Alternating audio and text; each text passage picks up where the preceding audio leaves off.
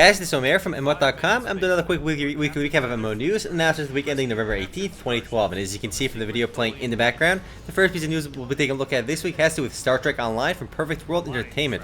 And on November 12th, Star Trek Online released its full changelog for Season 7, New Romulus for Star Trek Online. The update added a new reputation system to the game, several new 5-man and 20-man PvE queues, and a brand new open adventure zone named New Romulus, tailored for higher level players. A ton of other changes have also been made to the game. The full details are available on the Star Trek Online forums on the changelog thread. For those that don't know, Star Trek Online originally launched as a pay-to-play game through Cryptic a while ago, but since Cryptic was bought out by Perfect World, they went ahead and relaunched the game as a free-to-play title. Next up, on November 13th, Joymax announced a new expansion for Silkroad Online called Ignite. The update is officially titled Ignite Silkroad and is meant to encourage new and old players alike to return to the game. The update itself doesn't change much in the game, but starting on November 20th, players who join Silkroad will receive a special goodie packet containing cash shop items valued at around 120 bucks. A new rest experience system is also being added to the update, but most importantly though, to celebrate the launch of Silkroad Ignite, all Joymax games including Digimon Masters Online and Night Age will grant players a one-time 1000% experience gain item for a week, which is pretty OP. That's 10 times experience for Silkroad Online, Digimon Masters Online, and their newer game Night Age. That's 10 times experience rates usually only found on private servers, but the 10 times rates will be good for a full week starting on November 20th. Up next, also November 13th, Area Games announced that closed beta for its PvP-focused MMORPG DK Online officially started.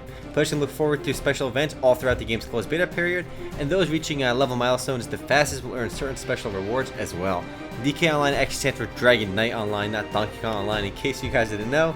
No open beta or full release dates have yet to be announced, and as always, expect a wipe in closed beta. And as with all other Area Games closed betas, you don't actually need a key to try the game out, just download the game and start playing.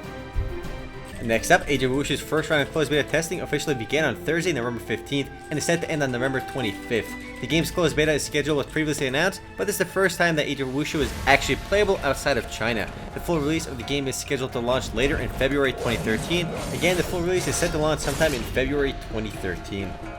Up next, November 14th, Perfect World Entertainment launched the 6th expansion to Perfect World International called Sirens of War. The update was previously announced, so we'll keep this one short.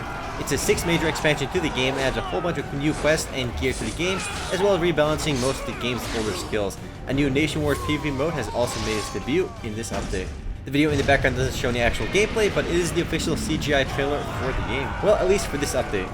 Next up, Absolute Force Online from TQ Digital officially launched into closed beta testing on November 14th. The game uses the Unreal 3 engine and features both first and third person perspectives, and unlike some other closed betas, you actually do need to apply for a closed beta key on Absolute Force Online's official website to try the game out. Though getting a key shouldn't be too difficult. And if you didn't know, TQ Digital publishes EU Demons Online, Conquer Online, and several other 2D MMORPGs. I suspect this is like the first really good looking MMO from them, at least graphically speaking. The next and last bit of news is on November 15th, Joymax announced the first big expansion to Night Age, which is scheduled to launch on November 20th. The update is set to increase the game's level cap from 35 to 42 and add a new mount to the game. 2 new pay pets will also be available with the update. Aside from the level cap increase, the other big change is the new Grey Shores of Oblivion map, which features a whole new set of quests and a high level dungeon. And since Night Age is published by Joymax, that 1000% experience gain event from Silkroad Online applies. So hitting the new level cap shouldn't be too difficult with 10 times experience. Well, that's from our news, but as for games coming soon, we have one game to look at, and that's Raiders from Perfect World Entertainment. Raiders has been in open beta since late October, but the game is transitioning from open beta to full release on November 20th. The cash shop has been open since open beta, so not sure what to expect in terms of new content with the full release.